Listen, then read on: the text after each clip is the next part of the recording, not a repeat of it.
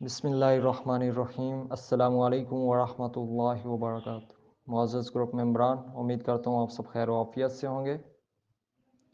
آج کا ہمارا موضوع ہے شادی میں ہونے والی غیر شرعی رسومات۔ ان غیر شرعی غیر اسلامی رسومات میں سے آج چند ایک رسومات کا ذکر کیا جائے گا کہ سب سے پہلے نمبر پہ مہندی، اور دوسرے نمبر پہ برائیڈل شاور،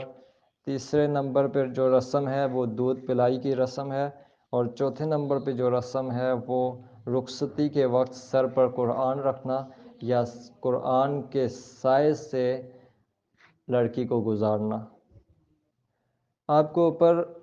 چند ایک قرآن کی آیات اور احادیث مبارکہ بھیجی جا چکی تھی اور بتایا گیا تھا کہ آپ ان کا مطالعہ کر لیں، کیونکہ انہی قرآن کی آیات اور احادیث سے ان رسومات کا رد کیا جائے گا انشاءاللہ۔ اللہ تعالیٰ قرآن پاک میں سورہ نور آیت نمبر 30 میں فرماتے ہیں، اے نبی صلی اللہ علیہ وسلم، مومن مردوں سے کہہ دو کہ وہ اپنی نگاہیں نیچی رکھیں۔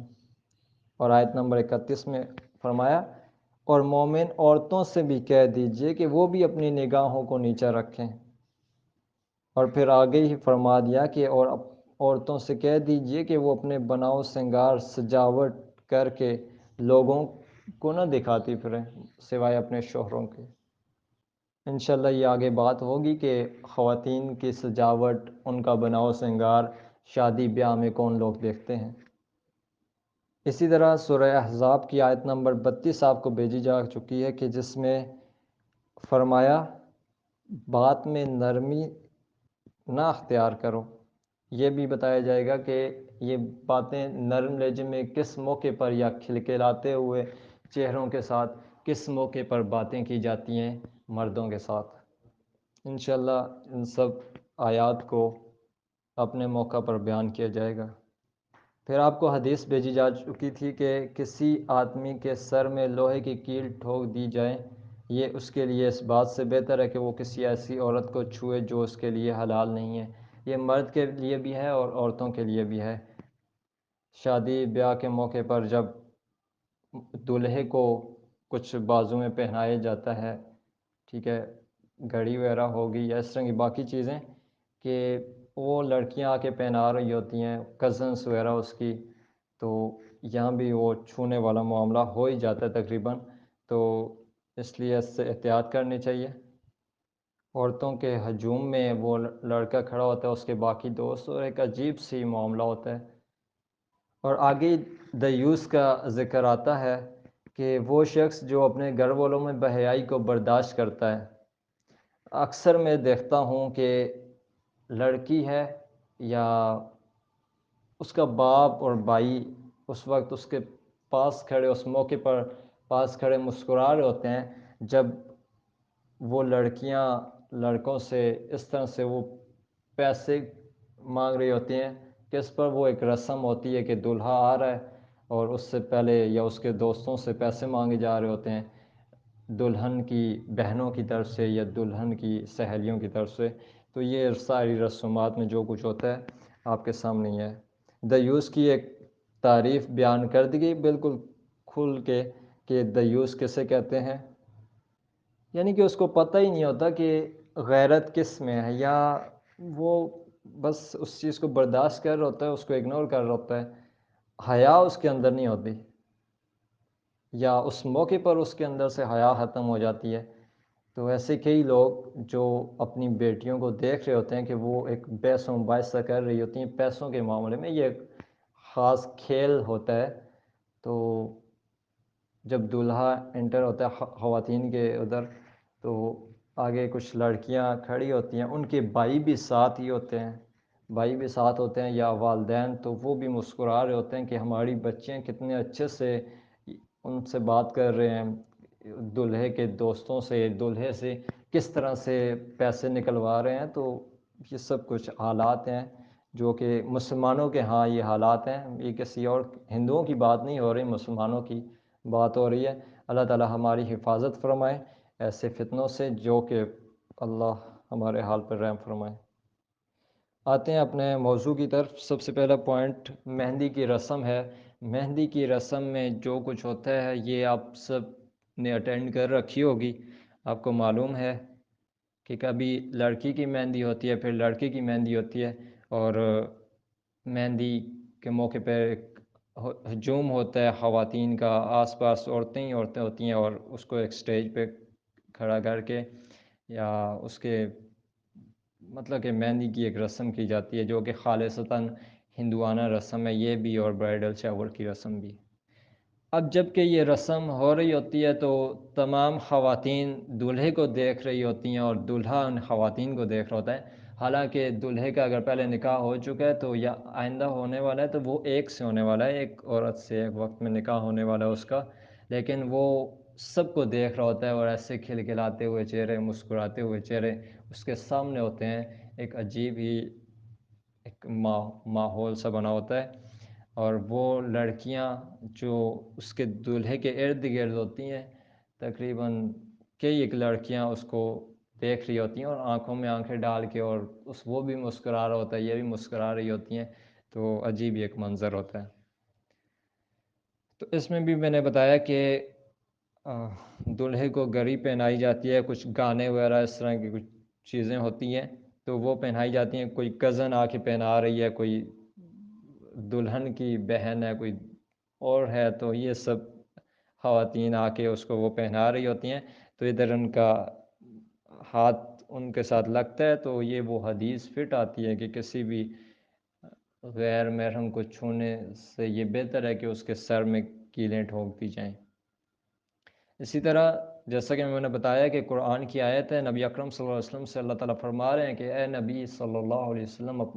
مومن مردوں سے کہہ دیجئے کہ وہ اپنی نگاہوں کو نیچے رکھیں، اور مومن عورتوں سے بھی کہہ دیجئے کہ وہ بھی اپنی نگاہوں کو نیچے رکھیں۔ تو یہاں پہ جب میں بتا رہا تھا کہ وہ دلہا بھی دیکھ رہا ہوتا ہے کہ یہ خواتین اس کے سامنے ہوتی ہیں، تو سنجیدگی کا تو ماحول نہیں ہوتا نہیں کہ ٹھیک ہے دیکھ رہے ہوتے ہیں ایک دوسرے کو، تو یہاں پہ اس آیت پر کیسے عمل ہو رہا ہے جب کہ یہ ایک فضول رسم ہے، اس میں بے حیائی ہی بے حیائی ہے، ٹھیک ہے، اور ان خواتین کے سروں پہ چادر نہیں ہوتی، پردہ نہیں ہوتا ان کا، تو ایک اور ہی خوبصورت چہرے لے کے آئی ہوتی ہیں میک اپ کر کے اور اس طرح سے، تو اس سے زیادہ فتنے کا اندیشہ ہے، بہت خرابی ہے اس میں، جبکہ اللہ تعالیٰ واضح فرما رہے ہیں کہ مومن مرد بھی اپنی نگاہوں کو نیچے رکھیں اور مومنہ عورتیں بھی اپنی نگاہوں کو نیچے رکھیں، لیکن یہاں پہ کوئی بھی نگاہوں کو نیچے نہیں رکھتا، بلکہ سب ایک دوسرے کے چہروں کو دیکھ رہے ہوتے ہیں۔ مہندی اور برائڈل شاور کی رسم خالصتاً ہندوانہ رسم ہے، تو اس لیے ان رسموں سے بچنا چاہیے جہاں پہ اور بھی حرام کاموں کا ارتکاب ہوتا ہو، حرام کام ہوتے ہوں، کہ ایک دوسرے کو دیکھنا، مرد و خواتین کا ایک دوسرے کو دیکھنا نامحرموں کا، یہ حرام ہے، اللہ تعالیٰ نے منع فرما دیا قرآن پاک میں۔ اسی طرح وہاں پہ ایک میوزک ہوتا ہے وہ بھی الگ سے حرام ہے۔ اور اس کے بعد دوسری رسم جو کہ برائڈل کا اوپر بیان کر دیے گئے، برائڈل شاور ایک کی مہندی کے ساتھ ہی، تیسرے نمبر پہ دودھ پلائی کی رسم، یہ اس موقع کی بات ہوتی ہے کہ جب نکاح ہو چکا ہوتا ہے اور دلہن کو لے جاتے ہیں، ٹھیک ہے، اپنے سسرال میں، اور دلہے کو لے آتے ہیں اپنے سسرال میں، دلہے کو جب اپنے سسرال میں لے آتے ہیں تو یہاں پہ اسے بٹھا کے ایک گلاس دودھ پلایا جاتا ہے، اور ساتھ ہی شاید اس کے دوست بھی ہوتے ہیں، اور اکثر دوست ہوتے ہیں گاؤں دیہات میں، لیکن ہر جگہ کا نہیں علم،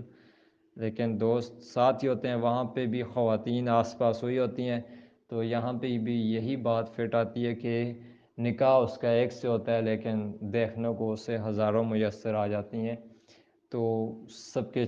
چہرے سامنے ہوتے ہیں، سروں سے دوپٹے اترے ہوئے ہوتے ہیں، اوپر سے انہوں نے میک اپ کر رکھا ہوتا ہے،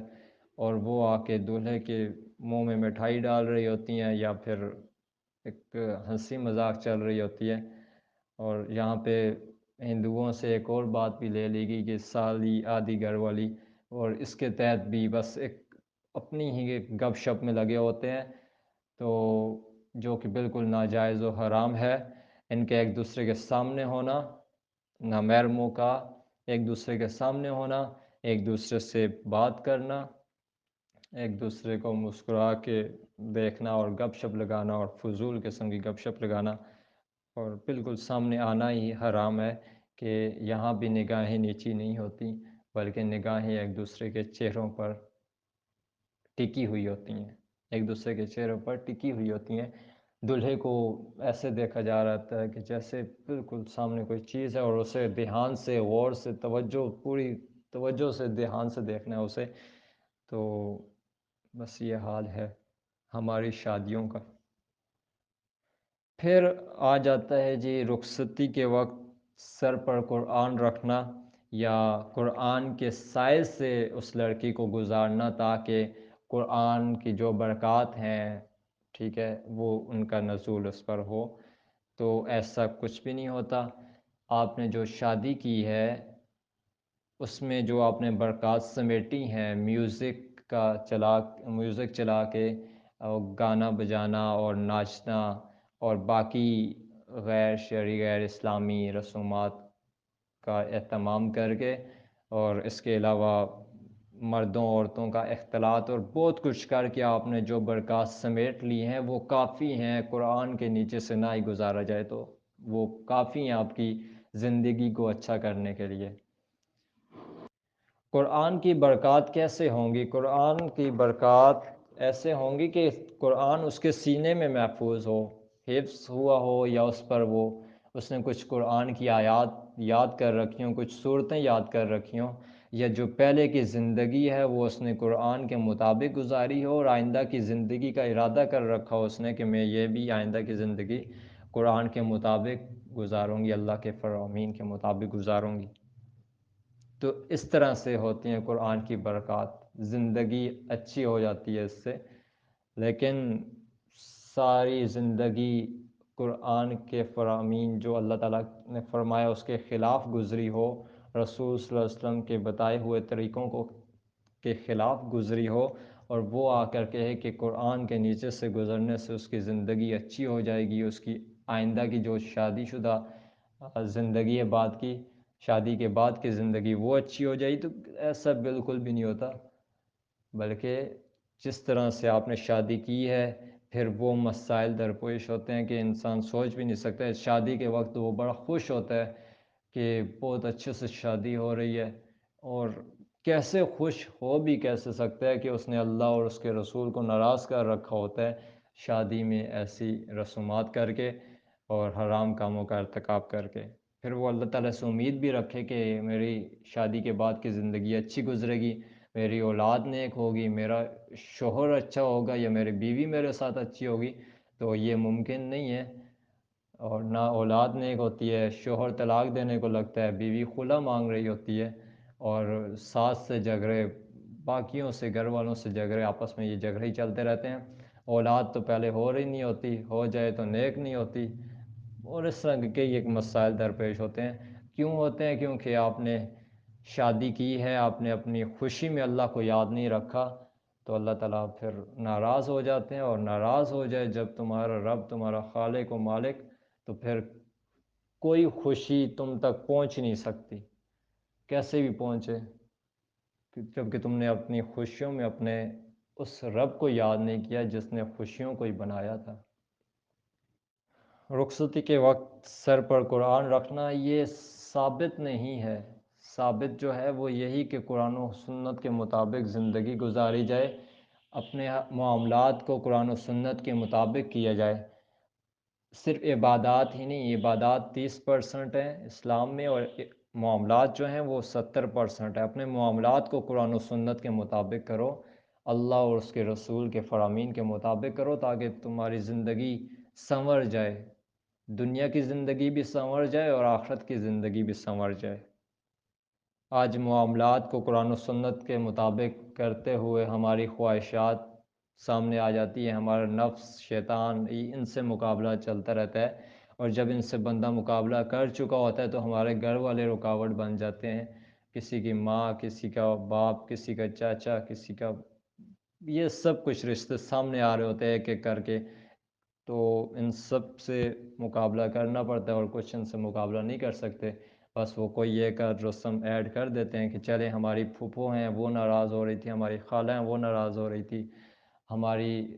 والدہ نے یہ سوچ رکھا تھا کہ میں آپ کی شادی اتنے اچھے سے کروں گی، یہ ہوگا وہ ہوگا، ناچنا ہوگا گانا ہوگا، تو اس وجہ سے وہ کہتے ہیں کہ والدین کو ناراض نہیں کر سکتے، جب کہ انہیں نہیں معلوم ہوتا کہ اللہ اور اس کے رسول کا حکم کے سامنے کسی کا حکم نہیں ماننا۔ جب اللہ اور اس کے رسول کی ناراضگی ہو تو پھر کسی کو راضی نہیں کرنا، بلکہ اللہ اور اس کے رسول کو ہی راضی کرنا ہے۔ لیکن آج کا مسلمان یہاں پہ آ کے کمزور پڑ جاتا ہے اور ان رسومات کو ادا کرنے کی اجازت دے دیتا ہے، اور باقاعدہ پھر خود بھی معاون بن جاتا ہے، تعاون کرتا ہے ان رسومات میں، چاہے وہ دلہا ہو یا اس گھر میں بڑا ہو، سربراہ ہو، تو وہ کسی یا تو دادی امی ناراض ہو جاتی ہیں، وہ کہتی ہیں کہ نہیں تو ڈھول تو بجے گی بجے گا، فلاں فلاں لڑکیاں تو ناچیں گی ناچیں گی، اگر یہ نہیں تو پھر شادی نہیں ہے، شادی نہیں تو پھر فائدہ کیا ہے، مطلب کہ اس طرح کی باتیں ہو رہی ہوتی ہیں۔ تو سب سے پہلے میں نے بتایا تھا کہ اپنے آپ کو بنانا ہے، سنوارنا ہے، ان رسومات کی حقیقت کو جانتے ہوئے اپنے آپ کو ڈٹ کے کھڑے ہو جائیں ان رسومات کے خلاف، ٹھیک ہے، اس قدر خود کو تیار کر لیں۔ اس کے بعد اپنے گھر والوں کی ذہن سازی کریں اس حوالے سے کہ یہ گھر والے آپ کے لیے رکاوٹ نہ بنیں، جب کہ آپ کی شادی ہو یا کوئی اور معاملہ ہو تو آپ کے گھر والے آپ کے لیے رکاوٹ نہ ہوں دین کے کام میں یا کسی بھی اچھے کام میں، نیکی کے کام میں،